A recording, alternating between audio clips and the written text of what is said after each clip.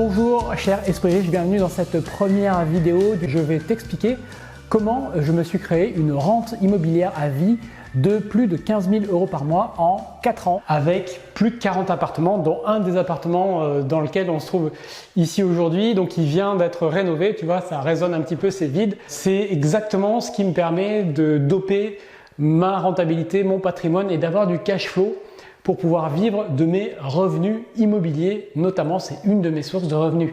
Donc si pour toi la vie n'a pas peut-être été toujours rose, moi ça a été mon cas, bah ça tombe bien, ça c'est vraiment une bonne nouvelle si c'est ton cas, parce que ça veut dire que tu as enduré des choses et que tu sais le travail que ça représente de t'en sortir. Tu vas apprécier le jour où tu auras des revenus immobiliers, le jour où tu auras créé ta liberté financière, parce que tu sauras que c'est le résultat de ton travail. Je voulais te raconter mon parcours pour que tu comprennes bien d'où je suis parti et comment j'en suis arrivé là avec ce patrimoine. Donc je vais t'expliquer plein de choses qui vont, je suis sûr, te servir et en tout cas t'aider à apprendre et à avancer vite. Alors ce que je te propose, c'est qu'on se retrouve dans un bon canapé bien confortable pour que je t'explique bien tout cela. Viens avec moi, c'est parti. Ce que tu dois bien comprendre, c'est que rien en fait me destinait à cette vie. Aujourd'hui, je vis au Portugal, au bord de la mer. Je voyage beaucoup pour le plaisir et ma liberté, et la chose la plus importante, bien plus que l'argent. Je peux organiser mon temps exactement comme je veux et je fais un métier qui me passionne, le coaching d'investisseurs. J'ai du temps pour ma famille, je peux voir grandir mes enfants et c'est un luxe que vraiment j'apprécie tous les jours. Alors laisse-moi te partager quelques images de mon quotidien.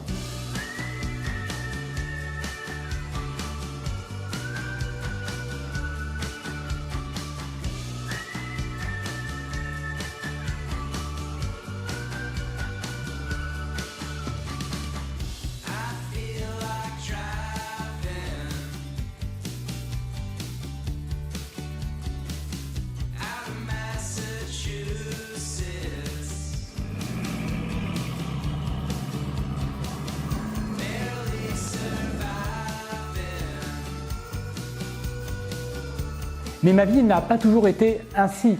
Peu de gens le savent, mais je suis parti de vraiment zéro. Je suis un fils de la classe ouvrière, enfin littéralement. Pour te définir ce que c'est, ce sont les personnes qui gagnent à peine plus que le SMIC et qui ne reçoivent aucune aide de l'État. Je ne suis donc pas né avec une cuillère en or dans la bouche, mais donc avant toute chose, je voulais te dire que j'étais parfaitement heureux. Tu sais que sur Internet, les marketeurs recommandent toujours de faire pleurer dans les chaumières, mais j'ai eu une enfance heureuse. J'adore mes parents, ils ont tout donné, ils ont fait leur maximum. Et je n'échangerai pour rien au monde mon parcours. C'est sûrement du fait d'être moi-même papa de 2 beaux enfants, on devient beaucoup plus cool avec ses parents quand ça arrive. Cela dit, financièrement, c'était la galère. Pour te donner une idée, je n'ai pas pris l'avion ou le train avant l'âge de 24 ans parce que pour voyager, il faut de l'argent. Quand j'étais adolescent, j'ai pris conscience que ma famille était très modeste quand je voyais ce que faisaient mes amis, parce que moi, contrairement à eux, je n'avais pas de piscine, je n'avais pas de vacances au ski, je n'avais pas de vacances tout court. Les vacances, je les passais à la maison. Encore une fois, rien de dramatique en soi, ni de quoi me plaindre, mais tu sais qu'on trouve toujours plus mal loti que soi.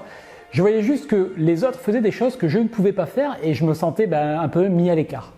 Ça m'a en fait plus choqué quand j'ai réalisé ça. Je trouvais ça un peu triste et même un peu injuste. Tu sais, j'avais la vision d'un enfant qui comprenait pas d'où vient l'argent. Si tu veux, rien ne pouvait me laisser imaginer que je serais autre chose qu'un employé au SMIC une fois adulte. Et comme rien ne me distinguait des autres à l'école, j'avais des notes moyennes, j'ai même arrêté mes études au milieu tellement je n'en voyais pas l'intérêt. Et franchement, ça me désespérait parce que je le voyais et je me sentais comme pris au piège sans savoir comment m'en sortir. Lorsque j'ai eu 17 ans, mes parents se sont retrouvés en surendettement. Ils avaient des petits revenus, ils avaient des crédits à la consommation sur le dos et du jour au lendemain, mon père a perdu son emploi. Et c'est tout leur équilibre financier difficilement gagné qui s'écroule. Tu peux pas imaginer à quel point ça a été difficile pour eux alors qu'ils voulaient me faire passer, tu sais, les bons messages au sujet de l'argent. Ils laissaient traîner le courrier sur la table parce qu'ils savaient que c'était des relances pour des factures.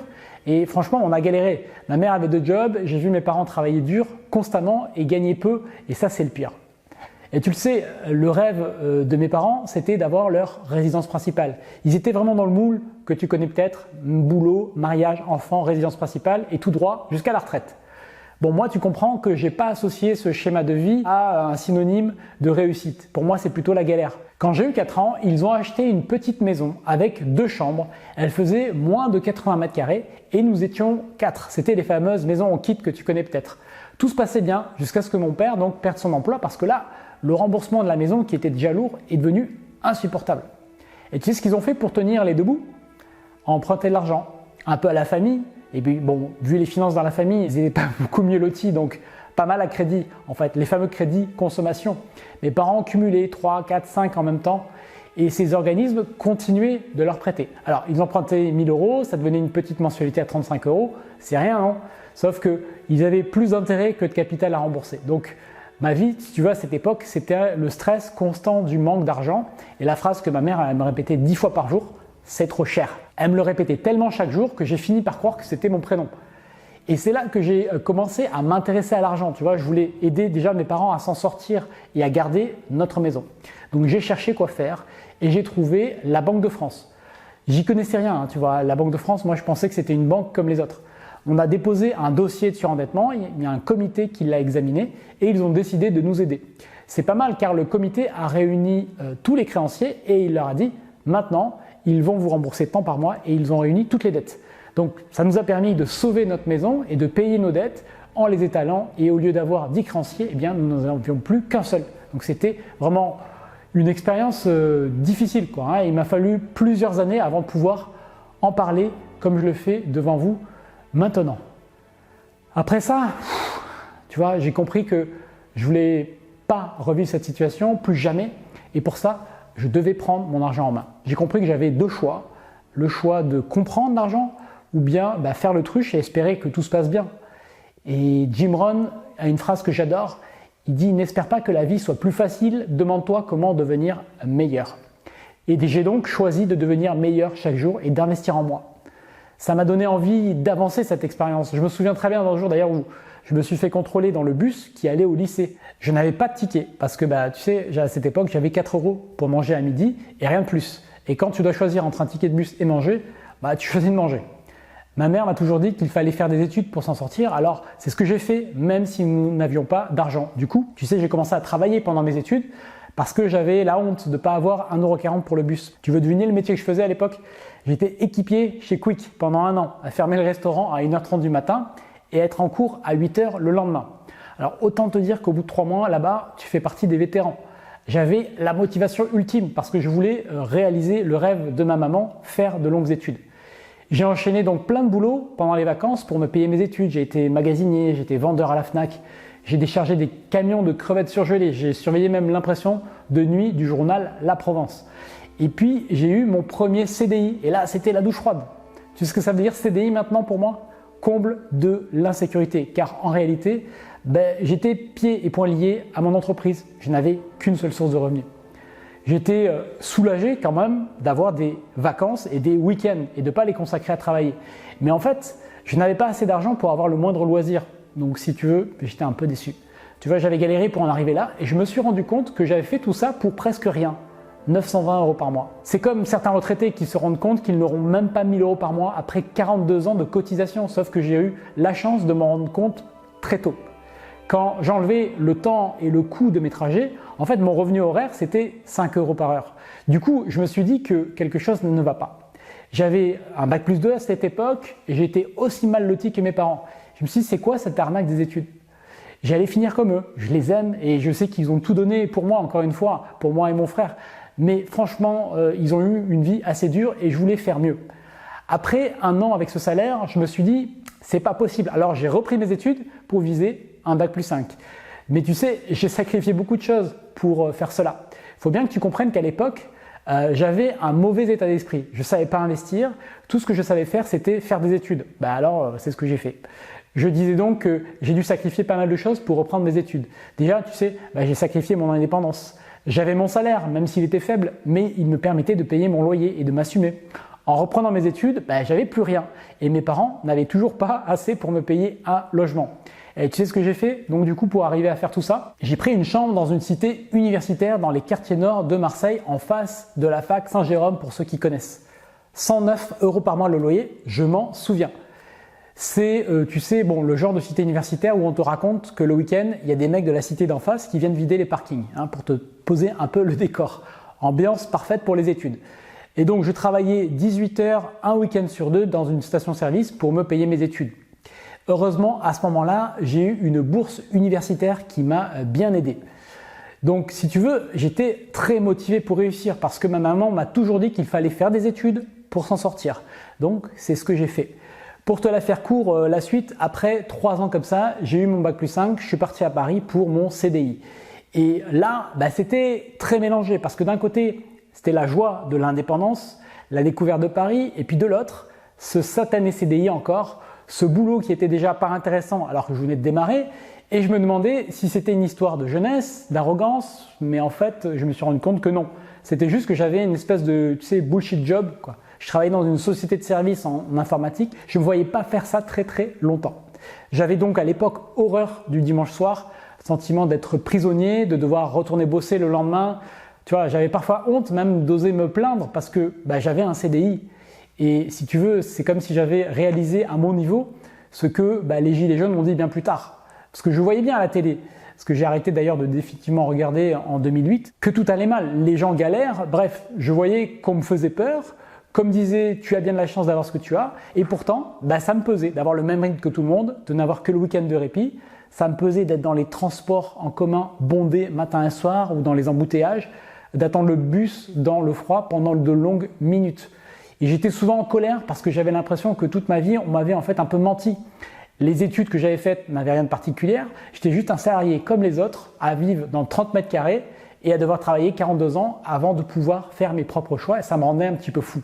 Donc un jour très précis, je m'en souviens, septembre 2007, tu vois, je me suis dit c'est pas comme ça que je veux vivre, il faut que ça s'arrête.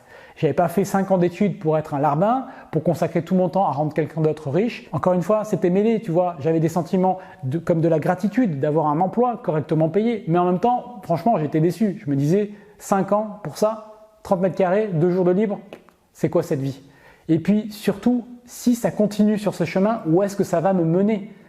Et après 2 ans à travailler, en fait, je m'étais pas beaucoup enrichi. Je voyais pas comment ma vie allait s'améliorer dans ces conditions. Et tu sais, quand un truc ne marche pas, la meilleure solution, c'est d'arrêter de le faire parce qu'en arrêtant, tu vas ouvrir la porte à d'autres possibilités. Alors j'ai commencé à investir en moi. Je me suis nourri d'informations, de valeurs. J'ai appris de nouvelles compétences. Et finalement, le hasard de la vie, quand j'ai commencé à ma recherche, a fait que j'ai rencontré un mentor. J'ai commencé à lire des livres. Vous savez, ce genre de livres qui vous font penser autrement. J'ai commencé à voir les choses autrement, à étudier ceux qui sont devenus riches et libres. Moi qui passais mon temps à jouer à la console Nintendo dans le métro, je me suis mis à lire. Et je lisais 4 ou 5 livres par mois et j'ai fait ça pendant des années. Et c'est là que j'ai créé mon blog à l'époque Esprit Riche en 2007. J'ai définitivement quitté le salariat et je n'y suis jamais revenu. J'ai découvert toutes les erreurs que je faisais et que j'ai vu faire autour de moi depuis ma plus tendre enfance. C'était comme une claque, tu vois, j'ai réalisé ça sur l'argent, l'état d'esprit, la manière dont je gérais mon temps. Et là, j'ai pris une décision. Peu importe le prix, je vais chercher une solution. Je vais tenter des choses nouvelles. Tu vois, quand un truc ne va pas, si c'est assez désagréable, tu vas bouger. Et ma vie, elle ne me convenait plus. Donc déjà, j'ai commencé par devenir consultant indépendant. Alors ça m'a permis de gagner beaucoup plus. Mais tu sais, j'ai changé toujours mon temps contre de l'argent. C'est vraiment un principe fondamental. Un revenu limité par ton temps ne te permettra jamais de t'enrichir. À moins d'exercer une passion, sinon c'est une prison dorée. J'ai payé pour apprendre. Dis-toi qu'à l'époque, nous étions très peu à parler d'argent sur Internet. Alors j'ai commencé à investir dans l'immobilier. D'abord un premier appartement et là j'ai fait une autre erreur. Non pas sur mon investissement parce que jusqu'à aujourd'hui j'ai toujours fait de très bons investissements. Mais parce que j'ai fait ce premier projet et puis je n'ai rien fait pendant 3 ans. Si j'avais enchaîné massivement, eh bien aujourd'hui j'aurais peut-être 100 ou 150 biens. Tu vois, l'erreur ici c'est d'attendre. Et toi, depuis combien de temps tu attends? Depuis combien de temps tu regardes passer le train? L'immobilier, il est à double tranchant. Si tu le prends à temps, le temps est ton allié parce que tu as le temps pour rembourser, capitaliser et que tes biens prennent de la valeur.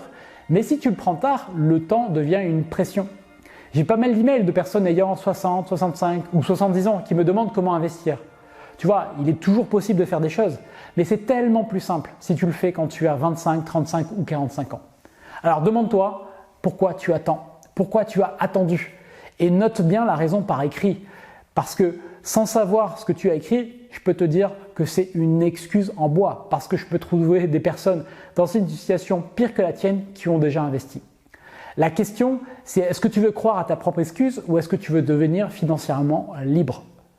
Après avoir réussi plusieurs projets dans l'immobilier, j'ai commencé à coacher des personnes qui souhaitaient faire de même. Et puis, face au succès de mes clients, j'ai affiné mes méthodes, mes conseils, tout en continuant moi-même à investir dans l'immobilier. Quand j'ai acheté mon premier appartement, c'était dans le centre de Lyon. Tu vois, j'ai fait une bonne affaire et une grosse erreur. Il s'agit d'un petit T2 qui était vendu par un marchand de biens qui divisait tout l'immeuble. Autant te dire que je débutais et que j'étais naïf, j'étais un ver, tu sais, on te voit arriver de loin. Je te décrirai ce projet ainsi que plusieurs autres que j'ai pu réaliser dans une autre vidéo pour que tu comprennes bien mon parcours immobilier en détail et que tu évites de faire les mêmes erreurs que j'ai pu faire, car au début, il est très facile de faire des erreurs ou de passer à côté de choses importantes qui peuvent faire une grosse différence dans la rentabilité de ton projet. C'est un petit peu long car j'ai acquis plus de 40 lots, mais je vais t'expliquer tout ça dans une autre vidéo. Alors voilà, on se retrouve dans ce même appartement, l'appartement par lequel nous avons commencé cette vidéo. Quoi de mieux de se retrouver ici pour la terminer? Alors tu vois, c'est vrai qu'avec le patrimoine que j'ai développé aussi, j'ai appris beaucoup de choses en chemin, comme par exemple dans cette rénovation-là, il y a plein de choses, d'erreurs que je n'ai pas faites grâce à ce que j'ai appris.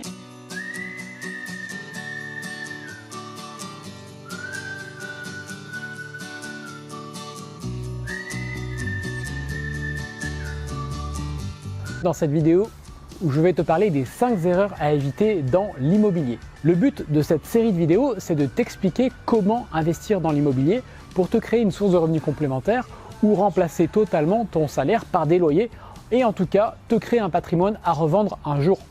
Tu vas apprendre ce qu'il faut faire pour réussir ton investissement, surtout si c'est le premier, et développer un patrimoine immobilier conséquent et rentable. C'est maintenant que tu dois préparer une retraite confortable, sécuriser ton avenir et augmenter tes revenus pour devenir libre financièrement. Je vais te partager la méthode que j'ai utilisée pour acheter plus de 40 appartements en 4 ans et lever environ 2 millions d'euros de patrimoine en n'apportant qu'une seule fois les frais de notaire sur le dernier investissement.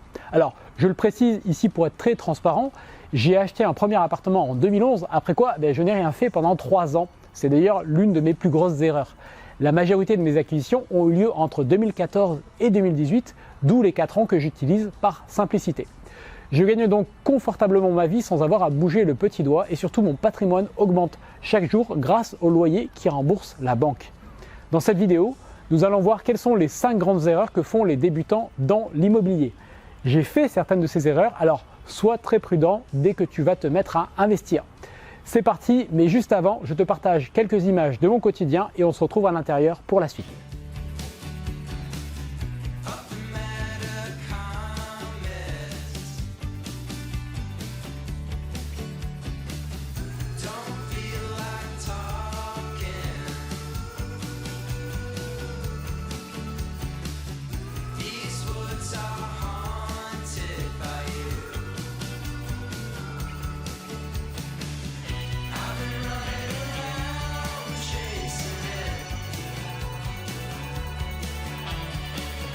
Alors, rentrons tout de suite dans le vif du sujet. La première erreur, c'est d'acheter sur une durée trop courte et de mettre ton épargne dans le projet.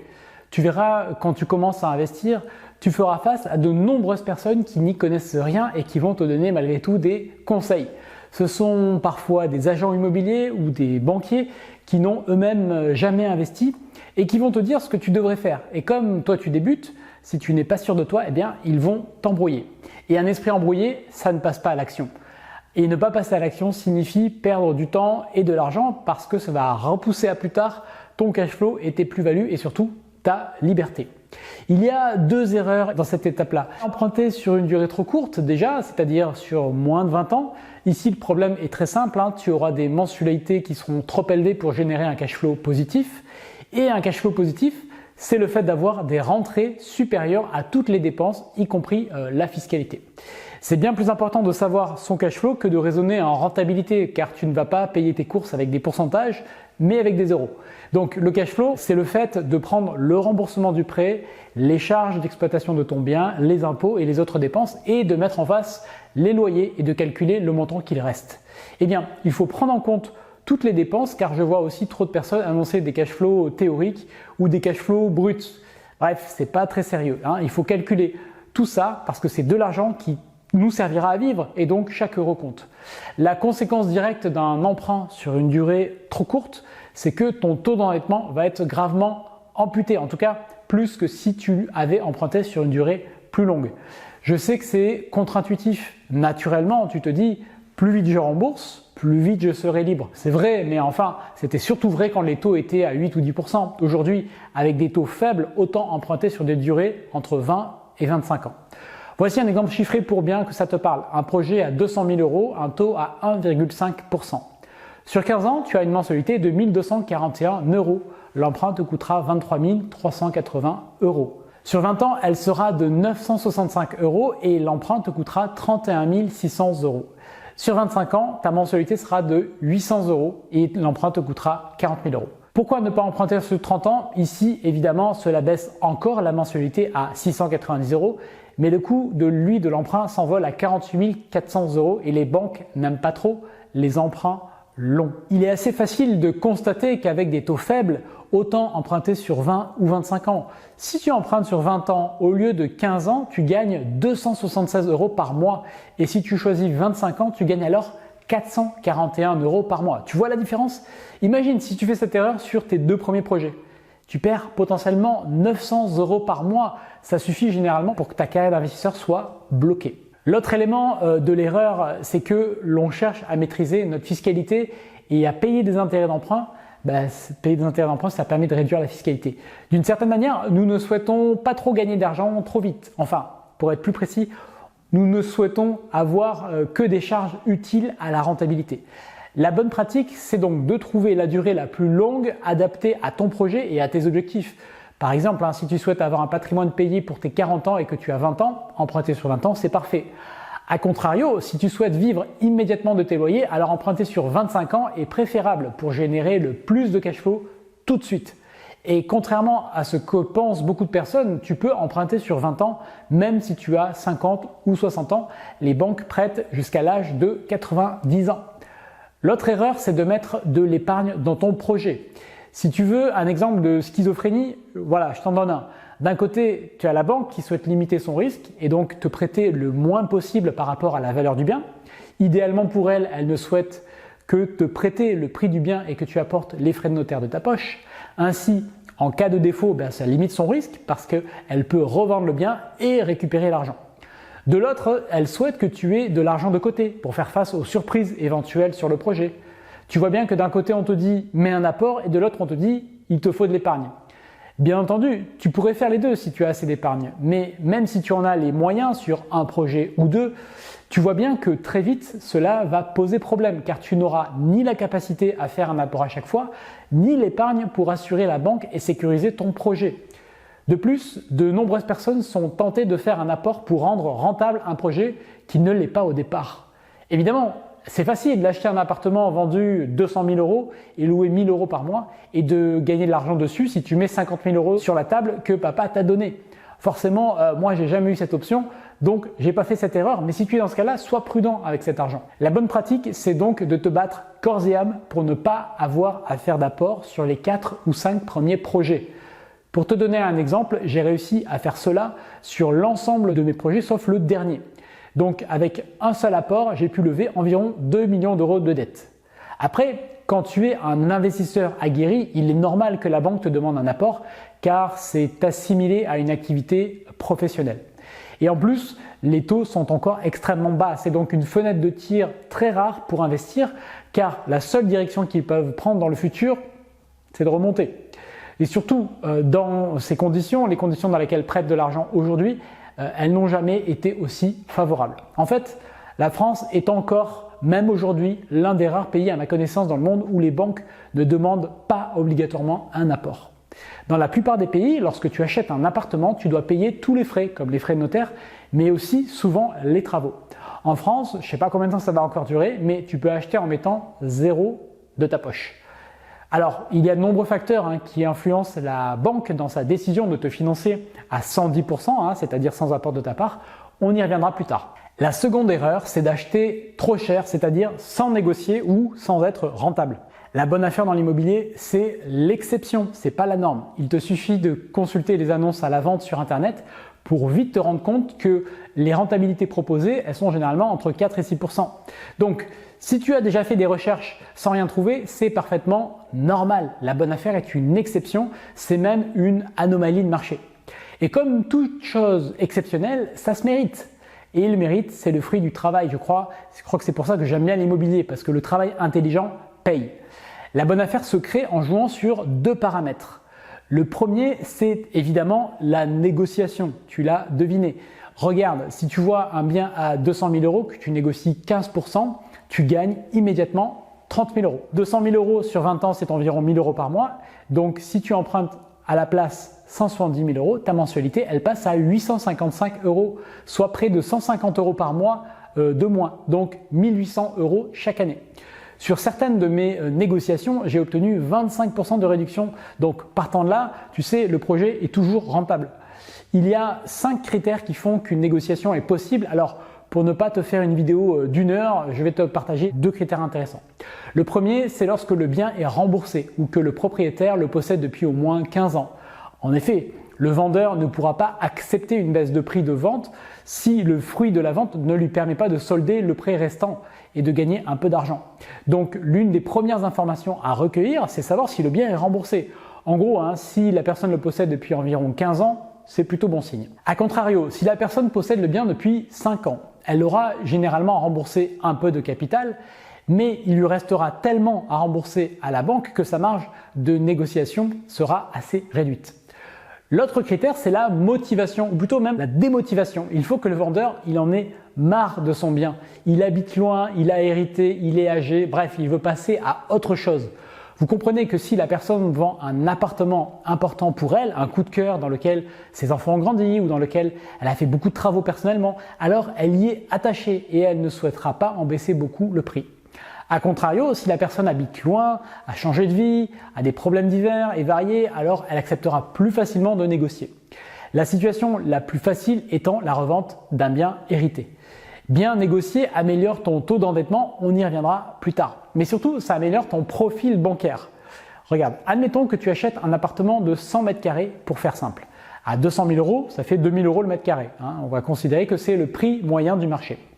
À 170 000 euros, ça fait 1 700 euros le mètre carré. Autrement dit, ton patrimoine aura une plus-value potentielle plus importante. En plus, cela améliore ta position vis-à-vis de la banque parce que le risque est plus limité car le bien que tu achètes pourrait se revendre plus cher.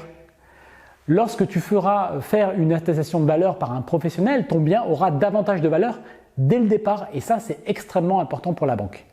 Maintenant, soyons clairs. Sur les marchés ultra tendus comme Paris ou Lyon, il est difficile de négocier. Les ventes se font souvent au prix, sauf à avoir un réseau très développé et accéder au marché hors annonce.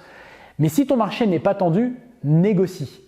Il n'est pas étonnant de faire 15 offres pour en voir une seule acceptée. L'autre paramètre pour doper la rentabilité d'un projet, c'est de changer le mode d'exploitation. Autrement dit, tu modifies l'utilisation, tu fais une transformation plus ou moins importante. Il y a des modifications compliquées et il y a des modifications plutôt simples. Ce qui est une modification compliquée, c'est la division, qu'elle soit officielle ou mafieuse.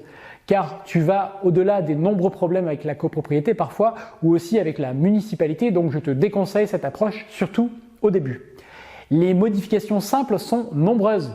Créer une chambre, passer de la location nue à la location meublée, passer de la location à l'année à la location courte durée ou en faire passer de la location nue à la colocation. En faisant cela, tu dopes la rentabilité de ton bien le plus souvent à moindre coût. Dans la prochaine vidéo, je vais te raconter mon parcours immobilier en détail, mais voici un exemple en lien avec la modification simple. C'est un appartement de 56 mètres carrés proposé à 92 000 euros situé en centre-ville. Je le négocie à 82 000 euros, soit environ 11% de négociation. Évidemment, avec le recul, je pense que j'aurais pu négocier 5 000 euros de plus, mais ça, on ne saura jamais la vérité. Le projet est simple. Transformer le salon en chambre, rénover simplement mais proprement l'appartement et créer une colocation de 3 personnes. La rentabilité vient de la nouvelle chambre. Sans elle, le projet ne tient pas la route. En synthèse, voici les chiffres de ce projet.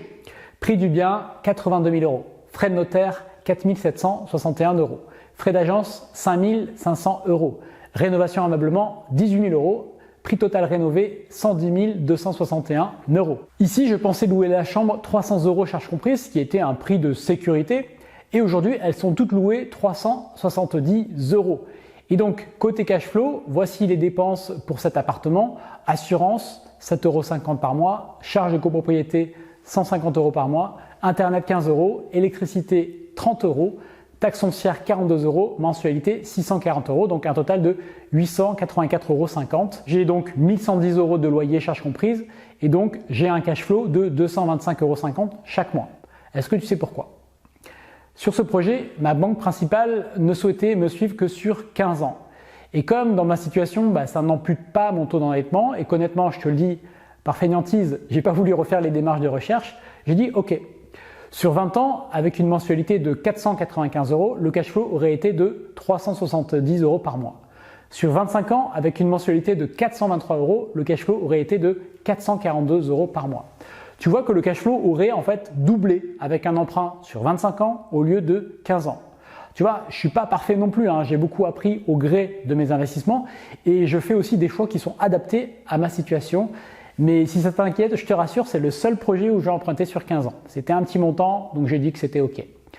Il existe en fait 5 grandes transformations qui permettent de générer un gros cash flow. C'est vraiment l'une des clés incontournables. Maintenant, essayons de répondre à une question importante. Comment savoir à quel prix tu dois acheter pour être rentable ? Le prix, tu vois, c'est une question centrale parce que dans l'immobilier, tu fais une bonne affaire à l'achat, pas à la vente. C'est au moment de l'achat que tout se joue. Et donc, pour bien acheter, tu dois savoir combien proposer aux vendeurs. Et comment peux-tu savoir cela ? Voici une astuce toute simple. Fais le calcul à l'envers. C'est-à-dire, au lieu de prendre le prix demandé par le vendeur et de voir combien tu dois le louer pour que ce soit rentable, prends la rentabilité que tu souhaites obtenir, les loyers que tu penses avoir et regarde à combien tu dois acheter. Cette approche te permet d'avoir du recul sur la situation et de définir tes critères d'achat. Et si tu ne sais pas le faire, mon calculateur BelleRenta le fait pour toi. C'est un calculateur que j'ai fait développer avec une application mobile. Prenons un exemple. Tu trouves un appartement qui est vendu 80 000 €. Il est loué 500 € par mois. Si on calcule la rentabilité brute, tu sais, on va faire 500 € par 12, on va multiplier ça par 100, on va diviser par 80 000, on va avoir 7,5% de rentabilité brute. Si tu vois une offre comme ça sur le marché, c'est déjà très sympa, mais en optimisant, tu peux vraiment gagner plus. 7,5% c'est pas mal, mais il faut viser au moins 10% de rentabilité brute parce que c'est le seuil à partir duquel l'autofinancement tout inclus est généralement possible. L'autofinancement, c'est simplement le fait que le bien se paye tout seul. Cela veut dire ici qu'il faut calculer en partant de la valeur locative future pour déterminer le prix d'achat. Attention, je parle bien de 10% de rentabilité brute qui est la plus favorable. En fait, il existe 3 types de rentabilité différentes. La brute, la nette, c'est-à-dire qui prend en compte toutes les charges et tous les frais d'acquisition, et la net qui prend aussi en compte les impôts. Alors, si tu veux savoir sur les différentes rentabilités, j'ai préparé un PDF gratuit à télécharger sous la vidéo. Je sais simplement par expérience qu'une rentabilité brute de 10% est un bon point de départ, mais qu'évidemment tu dois connaître la rentabilité nette d'impôt pour évaluer un projet d'investissement. Donc la rentabilité tout fait inclus, c'est-à-dire frais de notaire, travaux, etc. est de 6,9%. Tu vois, c'est pas très glorieux. Imaginons que pour cet appartement, tu sais que tu peux obtenir 800 € de loyer avec une rénovation légère en meublant et en créant une colocation. Mettons ici par exemple 15 000 € de travaux et de meubles. Le coût total du projet, c'est donc 80 000 plus 15 000 plus les frais de notaire, 7 400 € environ, soit environ 102 000 €. La rentabilité brute, tout frais inclus avec mes nouveaux loyers, est donc de 9,3%. C'est mieux. Mais au-delà d'un pourcentage, ce qui va nous intéresser, tu le sais, c'est le cash flow, c'est-à-dire l'argent réel qui nous reste sur le compte chaque mois. Car un pourcentage de rentabilité, c'est bien, mais des euros chaque mois sur le compte, c'est mieux. Pour cela, il faut connaître ta situation personnelle exacte afin de déterminer la fiscalité des loyers que tu vas encaisser. Et pas de panique, mon calculateur fait ça pour toi. Si je prends l'exemple d'un célibataire ayant 25 000 € de revenus, ça lui ferait un cash flow de 6 807 € par mois sur 20 ans. Autrement dit, c'est pas mal, mais cela reste faible. Côté travaux, c'est pareil, tu vois, ici on se retrouve dans un des appartements que j'ai fait construire. Donc tout a été construit de A à Z, c'était avant une dépendance inhabitable ici.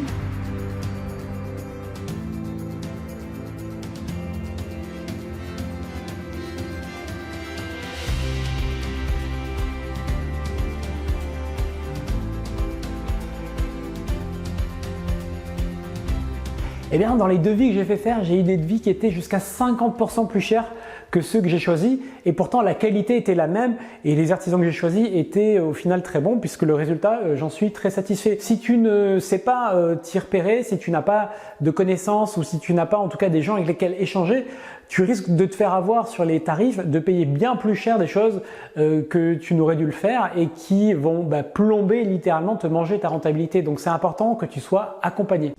La troisième erreur, c'est de mal maîtriser ton financement bancaire.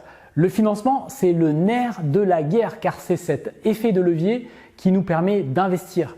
Dans mon parcours, j'ai emprunté près de 2 millions d'euros, presque sans faire d'apport, uniquement sur le dernier projet comme je le disais. Je dis presque parce que voilà, sur cet immeuble, j'ai fait l'apport des frais de notaire. Tu as plusieurs choses à faire pour maîtriser ton financement. La première, c'est de préparer ton dossier de prêt, c'est-à-dire de faire le point sur ta situation et notamment ton taux d'endettement avant projet. Pour le calculer, c'est simple. Admettons que tu aies 1 800 euros de revenus et que tu rembourses 400 euros par mois pour ta résidence principale. Eh bien, tu prends 400 que tu divises par 1 800 et cela te donne 22% d'endettement. Attention, ce critère n'est pas bloquant car il existe plusieurs modes de calcul comme le taux différentiel ou le reste à vivre. Et dans mon cas, si je prends le taux d'endettement selon la formule classique, je suis à 76%. L'astuce, c'est de trouver une banque qui utilise un calcul le plus favorable, comme le taux différentiel. Bien évidemment, ton profil doit être sain, notamment ta situation personnelle. Est-ce que tu as des crédits à la consommation? Si oui, tu dois les rembourser. Tu gagneras beaucoup de points. As-tu un emploi stable ou une activité pérenne? Par exemple, tu peux être freelance depuis 2 ans. Si tu es bien rémunéré et que tu as des revenus réguliers, cela ne posera aucun problème. A contrario, si tu as une société depuis 5 ans et que tu te payes uniquement en dividendes de manière irrégulière parce que les bilans sont aléatoires, tu auras évidemment des difficultés. Aujourd'hui, tu peux emprunter même en CDD ou en étant auto-entrepreneur si ton activité est régulière. Une banque fera tout simplement la moyenne de tes revenus sur les 2 ou 3 dernières années. Si tu es étudiant, le plus simple c'est de recourir à un crédit classique dont le montant maximum est de 75 000 euros. Si tu n'as pas de revenus du travail, même si tu as de l'épargne, ce sera compliqué d'investir. C'est pas impossible, mais ça va être compliqué. Attention aux mouvements suspects sur ton compte si tu as des dépenses type Bitcoin, jeux de hasard ou autres qui vont te décrédibiliser. L'autre aspect important dans le dossier, c'est de justifier tes affirmations. Par exemple, si tu annonces une rentabilité de 11% et un cash flow de 500 euros par mois, il faut le justifier par des calculs, mais surtout par des preuves. En courte durée, la preuve, c'est d'avoir une liste de demandes de réservation. En location classique, c'est d'avoir une attestation de valeur locative. La banque préfère une rentabilité de 5% avec une attestation à l'appui qu'une rentabilité à 10% sans aucune preuve. Le financement est un sujet complexe, mais voici ce que je peux te dire en quelques minutes. La banque va réaliser une analyse en risque sur le projet que tu vas présenter, mais aussi sur ton profil. Pour obtenir ton emprunt, tu dois travailler sur les 2 aspects. Ensuite, tu pourras travailler sur l'optimisation du financement. Alors, je te donne une astuce qui m'a fait économiser plus de 10 000 euros et qui prend 5 minutes.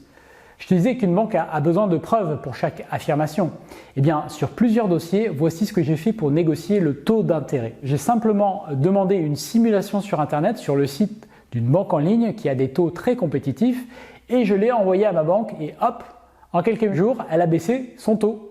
Tu sais pourquoi? Parce qu'il faut aider ton banquier. Il faut aider ton banquier. Il a besoin de pouvoir justifier ses faits et gestes à sa hiérarchie. Et donc, il peut faire beaucoup de concessions s'il sait expliquer pourquoi. Et il saura expliquer pourquoi si tu lui donnes une bonne raison. Et là, je lui donne une excellente raison, car il peut dire à sa hiérarchie, il a une super offre d'un concurrent, il faut qu'on lui fasse un bel effort. Que ce soit le taux d'intérêt, l'assurance emprunteur, la gratuité des frais de dossier ou du remboursement anticipé, tout se négocie selon ce principe. Donne-lui une raison de faire un geste. C'est simple, non? Alors, dernier point sur ce sujet, attention à ne pas arriver en terrain conquis, à être un client embêtant. Tu n'obtiendras pas gain de cause en négociant tout comme un marchand de tapis. Il faut faire gagner de l'argent à la banque et créer un partenariat. Par exemple, prendre l'ensemble des assurances habitation dans ta banque est un geste très apprécié. Alors revenons sur le terrain. Dans ce même appartement, tu vois, cet appartement n'existait pas quand j'ai acheté l'immeuble et l'appartement d'à côté non plus. C'est pour ça que c'est important que tu saches bien comment monter ton financement. J'avais négocié mon financement à l'avance pour pouvoir construire ces deux appartements et lorsque les conditions ont été réunies, ça m'a pris du temps de faire les devis, de bien maturer mon projet. Au départ, je voulais faire une grande maison, puis après deux appartements. Il y avait la possibilité d'exploiter un étage. Donc j'ai bien étudié mes possibilités, ça m'a pris plus d'1 an. Mais lorsque j'ai été décidé, j'ai lancé la construction et tu vois, depuis c'est construit. Donc celui-ci il est loué 350 €, celui d'à côté il est loué 425 €. Et donc tout ça, ça augmente tout simplement mes revenus immobiliers. La quatrième erreur, c'est de ne pas connaître la fiscalité. Trop peu d'investisseurs anticipent ce point. Par exemple, avec le temps, j'ai été obligé d'investir via une SCI et de créer ma holding car sinon j'allais payer beaucoup trop d'impôts avec mon immobilier. En réalité, il est très facile de ne pas payer d'impôts dans l'immobilier pendant longtemps, mais soyons clairs, tôt ou tard, tu devras payer des impôts sur tes loyers. Mais mieux vaut tard que jamais, on est d'accord. Personnellement, j'ai payé très peu d'impôts pour l'instant malgré mon patrimoine car la connaissance permet de grandes économies. Il existe deux mondes différents.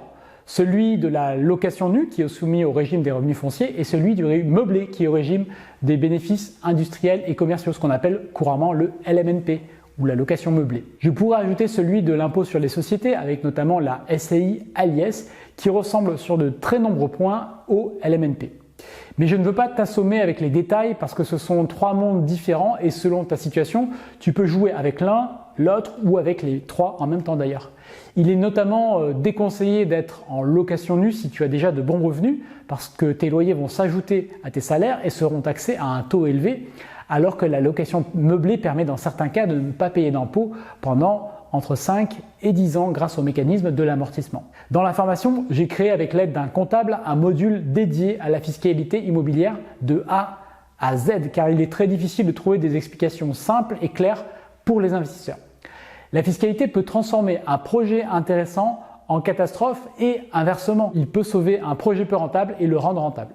Dans mon cas, j'ai fait le choix d'avoir une holding et des SCI pour chaque immeuble tout en ayant en nom propre certains biens immobiliers loués en meublé. On peut jouer sur les deux fiscalités, on peut même avoir un immeuble avec des biens aux revenus fonciers et des biens loués en meublé, enfin tout est possible. Le système de holding n'est pas conseillé au début, mais sache simplement que je te l'expliquerai dans mon accompagnement. Ce système permet notamment de faire circuler la trésorerie entre les sociétés du groupe en évitant de passer par la case fiscalité personnelle et de réaliser une intégration fiscale entre les sociétés pour que les bénéfices des unes compensent les déficits des autres. Ça permet aussi de protéger ton patrimoine en le séparant de ta situation personnelle et puis d'autres aspects plus subtils que je pourrais t'expliquer plus tard. L'astuce ici, c'est donc d'anticiper les conséquences de ton patrimoine et de tes futurs loyers pour bien décider. Parfois, on me demande qu'est-ce qui se passe si j'ai épuisé le déficit lié aux premiers travaux du premier appartement. Eh bien, ma réponse est très simple, il ne faut pas l'épuiser, il faut le renouveler en faisant d'autres opérations jusqu'à réaliser une grosse plus-value ou alors avoir remboursé un bien pour avoir une explosion du cash flow et pouvoir te permettre de payer les impôts. Un membre de mon accompagnement s'est par exemple rendu compte qu'il avait intérêt à passer à mi-temps pour son activité salariée afin de gagner plus car il paierait beaucoup moins d'impôts. Chaque cas est différent. Je te partage la stratégie qui est généralement adaptée à la plupart des investisseurs. Démarrer en nom propre avec un projet en meublé sous le régime du LMNP pour te faire la main. Ainsi, tu seras généralement dans les clous avec moins de 23 000 € de loyer par an et ça représentera moins que tes autres revenus qui sont les deux conditions pour bénéficier de ce régime. Ensuite, tu peux basculer soit en loueur meublé professionnel, LMP, soit en SCI/LIS selon plusieurs critères et selon tes objectifs. Par exemple, est-ce que tu investis avec une autre personne? Est-ce que tu vas faire de la location nue ou de la location meublée? Est-ce que tu veux préparer la transmission de ton patrimoine tout en profitant des loyers dès maintenant? Voilà, tu dois bien comprendre que cette décision nécessite que tu t'appropries l'ensemble des paramètres et cela prend du temps de comprendre comment faire. N'hésite pas sur ce point important à te faire accompagner. L'erreur sur la fiscalité, c'est donc de ne pas l'anticiper. La solution, c'est de faire tes calculs en tenant compte des différentes options fiscales. La cinquième erreur, c'est de ne pas avoir commencé plus tôt. Et oui, désolé cher esprit riche, l'immobilier c'est avant tout du temps. Et plus tu achètes tôt, plus le temps sera ton allié. Tout comme moi, si tu n'as pas un patrimoine immobilier conséquent à 30 ans, eh bien tu as déjà perdu beaucoup de temps. Mais je te rassure, si c'est le cas, j'ai démarré personnellement après mes 30 ans. La vraie erreur, c'est de ne pas avoir de stratégie claire pour ton immobilier. Ce que tu dois bien comprendre, c'est que dans tous les cas, le locataire va te payer ton immobilier au travers des loyers qu'il verse. Ensuite, tu peux avoir une stratégie plutôt patrimoniale dans le sens où tu ne vas pas te focaliser sur le cash flow, mais peut-être plus sur la plus-value à moyen terme. C'est typiquement ce que tu peux faire quand tu investis dans des grandes villes comme Paris ou Lyon. C'est particulièrement adapté aux personnes qui ne souhaitent pas vivre de leur loyer immédiatement. Tu peux également avoir une stratégie de rendement en visant les villes moyennes ou la campagne. Ici, tu veux maximiser ton cash flow et tu peux viser du 12 à 20%. C'est adapté aux personnes qui souhaitent vivre de leur loyer, parfois en 2 ans ou moins. Entre ces deux grandes approches, tu peux trouver bien entendu des subtilités entre d'un côté des investissements très prenants comme la location courte durée, de l'autre des investissements très peu prenants comme la location nue et des marchés qui sont aussi parfois très disparates. Là encore, il faut choisir ton camp entre le maximum de rentabilité ou le maximum de tranquillité. Il y a aussi une question qui revient souvent. Faut-il être propriétaire de sa résidence principale avant d'investir ? Parfois, tu sais, j'ai un membre dans la formation qui vient me dire assez paniqué qu'il a eu un retour d'un courtier lui disant que son dossier était compliqué parce qu'il n'avait pas sa résidence principale. Ce qu'il faut comprendre, c'est que avoir ta résidence principale est un signe de stabilité pour la banque. Si j'étais un peu cynique, je dirais même que c'est un actif à saisir si le besoin se présente. La plupart des investisseurs que je connais n'ont pas acheté leur résidence principale, soyons très clairs. Je n'ai personnellement pas de résidence principale, ce n'est pas un prérequis. En revanche, ça parle de ton interlocuteur. Ça veut dire qu'il n'a pas l'habitude de travailler avec des investisseurs et ça, c'est vraiment problématique. De plus, les statistiques montrent qu'être en location est généralement moins cher et surtout offre moins de surprises pour ton budget que lorsqu'on est propriétaire de son logement. Et donc, c'est plutôt dans ton intérêt de profiter de la situation si tel est le cas pour toi. Voici les principales erreurs à éviter dans l'immobilier. Alors évidemment, il y en a d'autres, sinon nous serions tous déjà multimillionnaires. Je peux te parler des travaux évidemment ou encore de l'exploitation du bien, mais la vidéo ferait 4 heures, ce n'est pas le but ici. Je te laisse donc ici avec des images de mon voyage et je te retrouve dans la prochaine vidéo où je t'expliquerai en détail mon parcours immobilier et comment j'ai acheté 1500 m² d'immobilier en 4 ans. À bientôt pour la prochaine vidéo. Merci.